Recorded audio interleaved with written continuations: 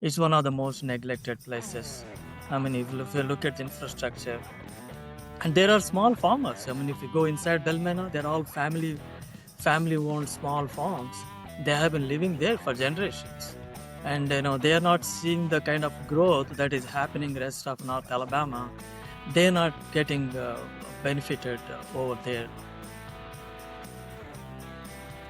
Well, we're glad to have with us somebody who's doing some rabble rousing on his own, some good trouble that he's gotten into. My friend Hanu Karlapalem, who is running for House District 4 here in the state of Alabama.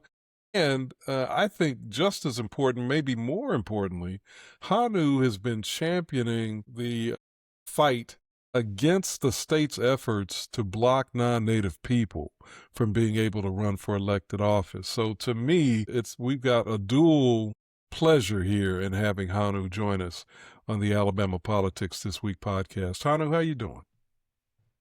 Pretty good. Thank you. Thank you for having David and Josh. Yeah. So I know your immediate concern right now, I guess, is the campaign. So let's start with that. You're running for a House District 4 seat here in the state of Alabama. What area does that cover, Hanu? Yeah. So State House District 4 includes parts of Morgan, Limestone, and Madison counties. So parts of Decatur, Priceville, up to Hartselle, Somerville, but it doesn't include Hartselle. And then parts of Limestone, like Belmana on the Mooresville Road and Mooresville small town, and includes parts of Madison City on both sides of County Line Road. And it extends up to on Madison Boulevard up to Hughes Road intersection. Then um, it goes into Madison downtown. So it's a weird shape, In fact, I made a small sticker about that shape. It looks like a small school kid, with a backpack. So that's a gerrymandered Okay. district. Yeah. Not only is it a weirdly shaped district, it's a very diverse district, I would argue, culturally, economically. What are people saying to you as you move around the district, going in all of these sort of, I would say, arguably disparate places? What are they saying to you? So one thing I keep hearing from people is, and they keep saying that, we have a choice. Thank God at last, we have a choice on the ballot, so that we can choose between two people.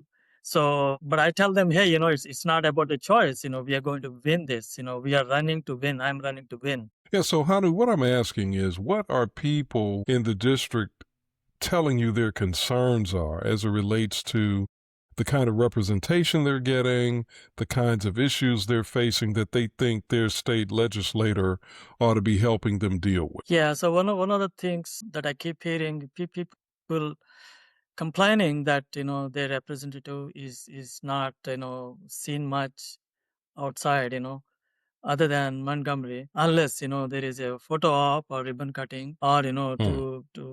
to engage with a gossip outlet. So, and they're worried. They're worried about their daily lives. Families have been working harder than ever. Cost of living is going up. Cost of doing business is going up. Even cost of farming is going up. I mean, talk about cost of education and cost of healthcare. So everything is going up.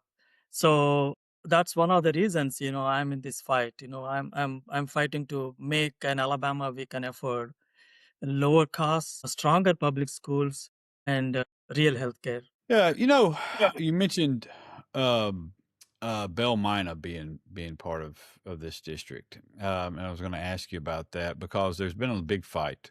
One of the things I've heard, because it's yeah, the neighborhood I live in is off Mooresville Road it's in Madison somehow or another, but it's also in Limestone County. But at the other end of Mooresville Road is Bell Mina, where there was a controversial quarry put in, and they have been in a legal fight for now, I think 4 or 5 years. But that's something in that community that has really riled people up, and they have had some success in fighting that quarry and in getting the judge to block some operations of the quarry, some of the more intrusive operations of the quarry. And one of the things that I had heard was that Parker Moore, who you're running against in this district, was essentially absent in this fight, and it has not done a whole lot. I'm unclear on it. I've not covered it, so I don't know necessarily who's involved and who hasn't been involved. But I wonder if that's something that you've heard about from people in this district, and what you've heard from them in relations to the representation they've been getting.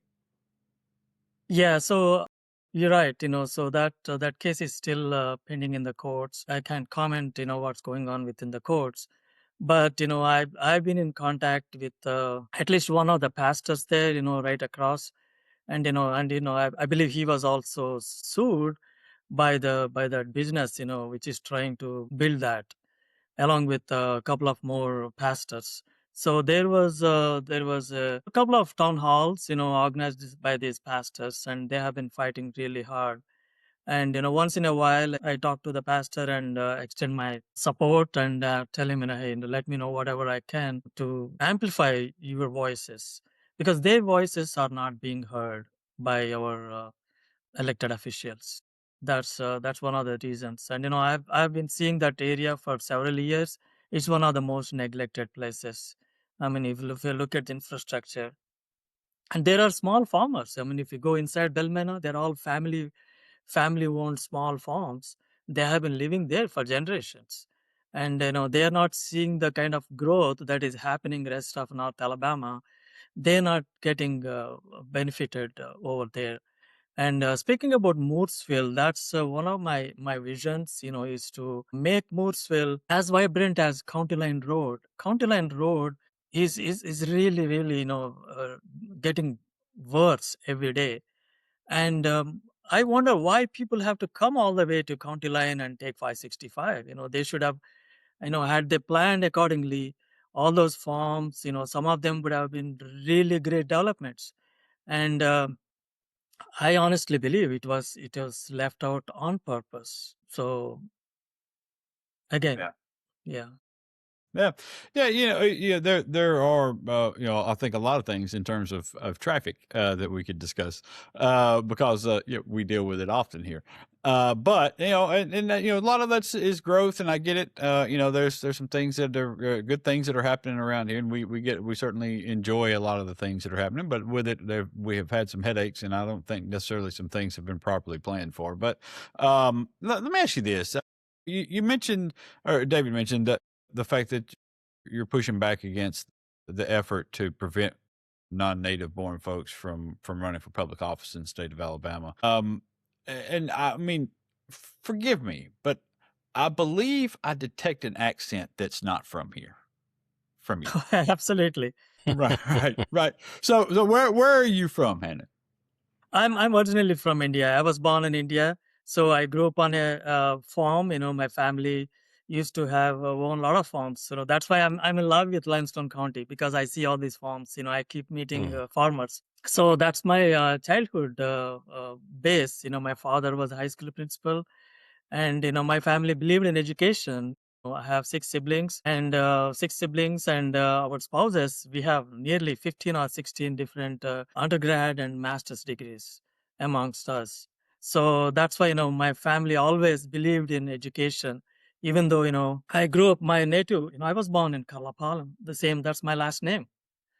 So that's a small village, one of the most diverse villages way back, like 60, 65 years ago, 70 years ago. And I believe those days, people from all over the world come to study the diversity of those places. A lot of missionaries used to come even those days. Can you believe it? So, and Sure. Yeah. yeah. So I have a rich family background, and my family now extends all over the world. Right. Right. Well, so how did you end up here? How did you end up in the state of Alabama? Yeah, that's really a great question. My wife uh, was asked to move here. She used to work for Intergraph, which has a corporate office here in Madison.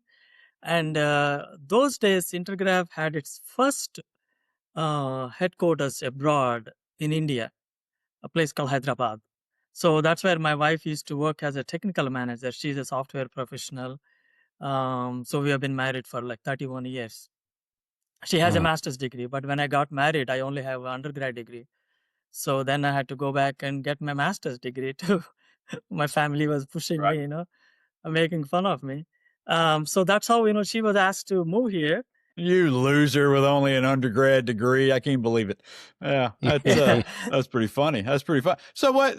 So, all right. So we all know the realities of Alabama here. We all know that we have historically had trouble with anyone who looks, acts, or talks differently than we do. There has been a fair amount of discrimination. So, it takes a certain love, I would say, for the place where you're living to want to run for public office and to get out and go around and meet people and ask for their votes and ask for money for them, from them. So I know you've had to have faced some of this, but so what makes you want to run for public office here? What makes you want to fight for other people who wants to run for public office here? Yeah, so I love this place. I love Madison. This is the only place my wife and I have lived for these many years. 26 years. Never in my life I lived anywhere else these many years, because we kept moving, for undergrad, I was like 4 years, right? College. And then for job, maybe some other place. So I fell in love this place. And so looking at all these things, I thought, I should not be sitting on the sidelines. And I'm a kind of guy, that wants to get into the trenches and, fight for people.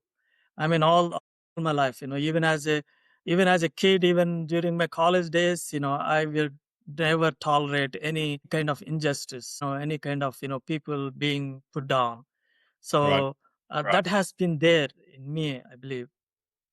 And maybe some family background. My grandfather, my father's uncle, he was the first member of parliament when India got its independence. So after him, no one else came into politics. So he was there for like 12 years, I believe. Yeah. But I was not born then. My daddy always used to talk about him. So yeah, so Yeah. that's why that's one of the motivations, and I thought I should serve the community.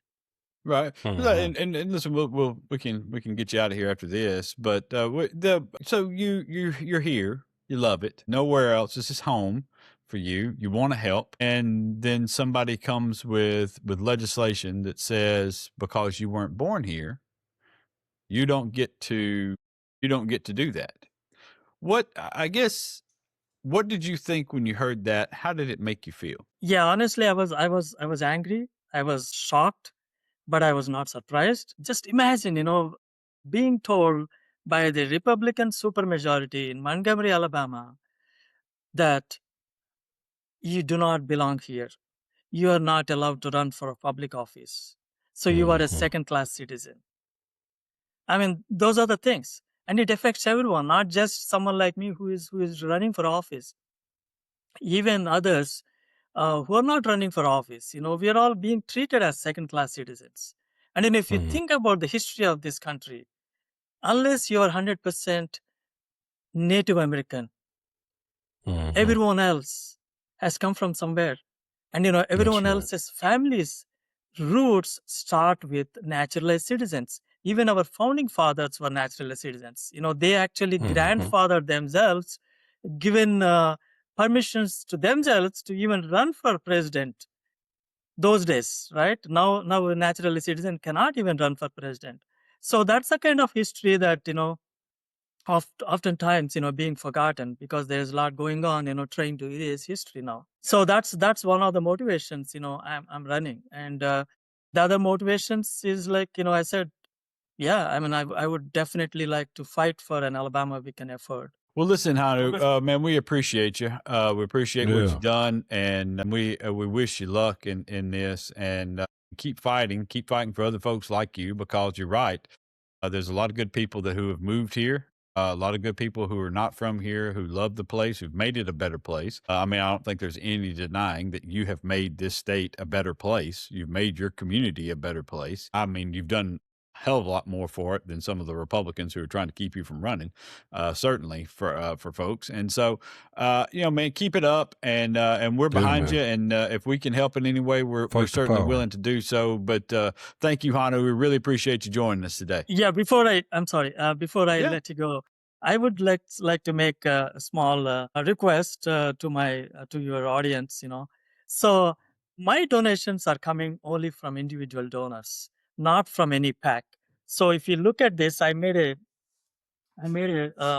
big, Right. this is an exhibit of all the money that my opponent, Parker Moore, received from 37 different PACs and businesses, like $64,500. And the biggest money that he received was from $10,000 from Teachers PAC, one of the Teachers PAC. Mm. So what did he do? He voted for 2% pay raise. So that's the kind of hypocrisy. So I call it art of hypocrisy. But again, thank you for having me. So Sure. people can go onto my website, hanu4alabama.com. You can follow me on social media. I'm everywhere.